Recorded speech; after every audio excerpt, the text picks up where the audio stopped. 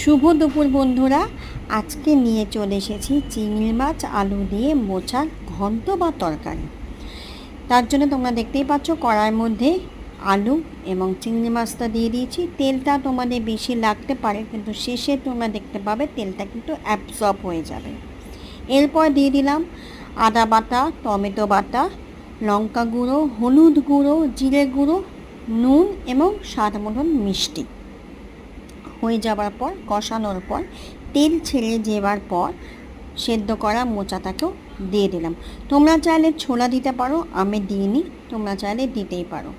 এবার মোচাটাকে দিয়ে ভালো করে কষিয়ে নিয়ে ঠিক এইরকম তেল ছেড়ে দিলে একটু জল দিয়ে ফুটিয়ে নিয়ে শুকনো শুকনো করে তোমরা ঘি আর গরম মশলা দিলেই হয়ে গেল চিংড়ি মাছ আলু দিয়ে মোচার তরকারি। ভালো লাগলে কমেন্টে বলো কেমন।